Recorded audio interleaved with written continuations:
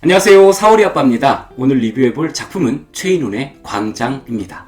광장과 밀실의 대립을 지향하고 양극화된 이데올로기의 길을 넘어서 제3의 길을 모색한 분단시대의 역작이죠. 오늘의 작품 광장, 이 작품의 주인공 이명준도 그 소망 때문에 갈등을 하고 고난을 겪다가 죽어간 인물입니다. 1960년도에 중편 형태로 발표가 된 이래 총 4차례에 걸쳐서 개작이 된 작품 광장. 하지만 여러 차례의 개작에도 불구하고 그 기본 구조는 흔들리지가 않았어요. 자, 우선 이 작품의 작가인 최인훈 씨에 대해서 알아보겠습니다. 최인훈 작가는 한국 분단 시대를 대표하는 작가다라고 말할 수 있겠습니다. 오늘의 작품인 광장을 비롯해서 회색인, 서유기, 총독의 소리, 태풍 등 여러 가지 작품에서 그는 분단 시대의 삶의 본질을 성찰하고 있을 뿐만 아니라 여러 가지 이유로 왜곡이 되어 있는 근대인들의 삶을 심층적으로 조망해 보이고 있습니다. 스타일 면에서도 재래식 리얼리즘 소설 기법을 넘어서서 다채로운 실험 정신을 보이면서 우리 소설의 혁신을 도모한 작가다라고도 생각을 하고 있어요. 최인훈 작가는 1936년 4월 13일 두만강변의 국경도시인 한복 회령에서 태어났습니다. 회령, 원산 등지에서 성장을 했고 1950년 6.25 와중에 가족들과 함께 해군 함정을 타고 월남을 했다고 하는데요. 목포고를 거쳐서 서울대 법대에서 공부를 하다가 중퇴를 했어요. 1955년에 수정이라는 시를 발표를 한 바가 있던 최인훈은 군복무 중이던 1959년 단편 그레이굴악부 전말기 라울전으로 등단을 하게 됐습니다.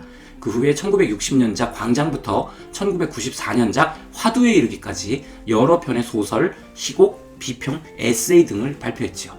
작품이 발표될 때마다 문단에 비상한 관심을 끌었을 뿐만 아니라 우리 문학의 새로운 의미를 일구어낸 작가 최인훈. 그 결과 동인문학상, 한국연극영화예술상 희곡상, 중앙문화대상, 서울시문화상, 이산문학상, 서울극평가그룹상 등을 수상을 했고요.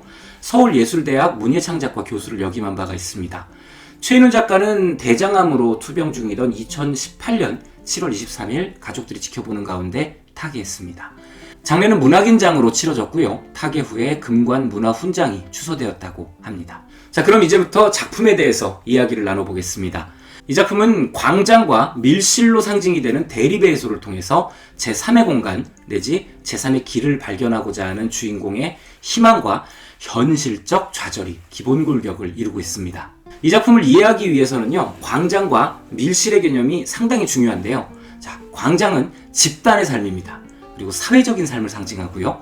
반대편인 개인의 삶, 그리고 실존적인 삶을 밀실로 생각합니다. 간단히 정리하면 광장은 사회, 밀실은 개인, 이렇게 이해하고 줄거리를 들어보세요. 우선 줄거리를 그냥 문장으로만 요약하자면 타락한 밀실 위주의 남한 사회와 타락한 광장 위주의 북한 사회에서 공히 실망을 하고 절망해버린 주인공 이명준이 제3국으로 가는 배 위에서 투신자사라는 이야기, 이렇게 요약하면 좋겠어요. 1948년경 주인공 이명준은 남한에 살고 있었습니다. 철저한 공산주의자 이형도의 아들인 그는 어머니가 돌아가시고 아버지가 박헌영을 따라서 월북해버리는 바람에 홀로 서울에 남아서 아버지 친구 집에 머물며 대학교 철학과를 다니고 있습니다. 그가 보기에 남한은 광장은 없고 그저 밀실만 존재하는 공간들이었던 거예요. 그렇다고 또 밀실 또한 온전히 존재하는 것도 아니었어요. 그는 없는 광장을 수긍하고 진정한 밀실의 삶을 추구하고자 했거든요. 그렇게 그 밀실 안에서 자기의 사유를 저작하고 이데올로기에는 무관심한 윤혜라는 여성과 사랑을 나눌 수 있기를 바랬어요. 하지만 이 밀실에서의 소망은 그에게 허락이 되질 않았습니다. 월북한 아버지가 대남방송에 나왔다는 이유로 치안 당국자들에게 고문을 받는 일이 발생을 했는데요. 그 일을 계기로 주인공의 밀실은 철저하게 훼손이 되기 시작했습니다. 게다가 밀실의 삶에 대한 마지막 소망이었던 윤혜와의 사랑마저 실패로 돌아가자 광장 없는 밀실에서의 상처를 안고 이명준은 단신으로 월북을 해버립니다. 그렇지만 이명준은 그곳에서 개인의 밀실이 없는 광장의 현실을 보게 됐죠. 개인의 삶의 공간인 밀실은 완전히 닫혀있을 뿐만 아니라 광장 또한 당의 독재 아래 타락해 있는 현실을 보고 그는 더더욱 상처를 받게 됩니다. 개인적인 삶은 물론 사회적인 삶조차도 당이 다 빼앗아 가버린 상태거든요. 그러한 절망 끝에서 다행히도 상처를 추스를 수 있는 계기를 만나게 되는데요. 북에서 만난 애인인 은혜입니다. 그녀는 마치 은총처럼 광장, 밀실이 어우러진 희망이 있는 새로운 지대를 발견한 것과 같은 인물이었는데요. 폭격과 아비규환으로 어우러진 전선의 동굴 안에서 은혜와 아름다운 사랑을 나눌 때까지는 그 희망이 유지가 됐어요. 하지만 유엔군의 폭격 때문에 은혜가 죽게 되자 그녀에 대한 희망은 지독한 상처가 돼버렸죠. 결국 이명준은 포로가 되었습니다.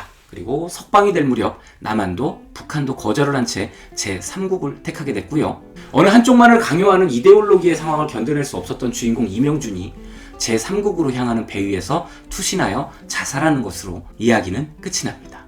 자, 여러분, 광장, 밀실 개념 이해하고 들으셨나요? 제가 초반에 설명을 해드렸잖아요. 그러면 이제 수평적 이동과 수직적 이동이라는 것에 대해서 설명을 좀 해드릴게요. 최인훈 작가는 현실의 모순을 성찰하고 그 때문에 상처를 받았던 이명준이 일단 남한에서 북한으로 수평적으로 이동을 하는 것을 통해서 새로운 소망을 일구어보고자 했던 인물로 그리고 있는데요.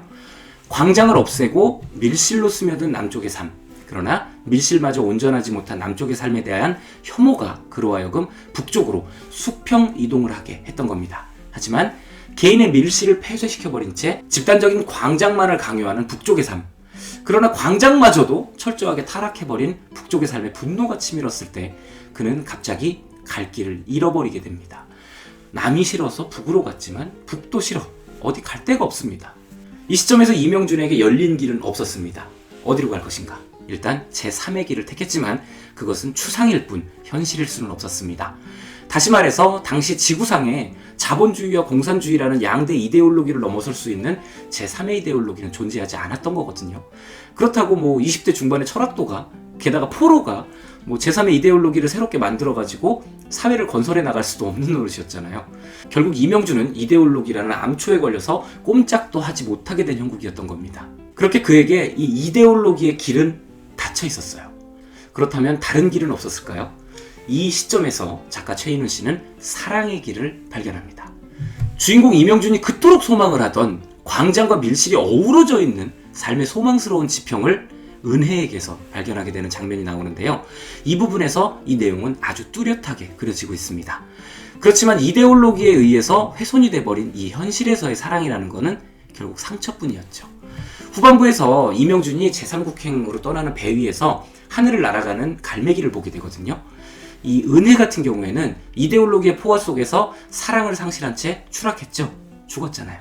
하지만 환각처럼 날개를 달고 갈매기로 수직 상승을 한 겁니다. 수평적 이동, 아까 설명드렸죠? 수직적 이동은 이승과 저승을 생각하시면 더 편할 것 같아요.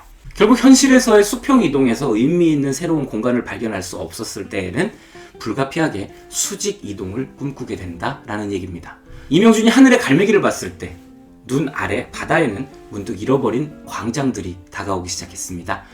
아주 짙은 푸른색의 바다로 그가 뛰어들어 버린 것은 현실적 수평이동이 불가능하다는 것을 결정적으로 증거해주고 있는 부분인데요. 사랑 또한 이데올로기에 의해서 훼손이 되었을 때 어쩔 수 없는 선택이었던 거죠. 그와 더불어 사랑을 나누며 광장과 밀실의 조화로운 삶을 함께 꿈꾸던 은혜는 죽어서 갈매기가 돼서 이명준의 수직이동 경로를 알려주는 길잡이가 되었던 것 같습니다. 땅에서 수평으로 아무리 돌아다닌들 이상을 찾지 못했다면 하늘로 올라가 버리자. 죽어버리자.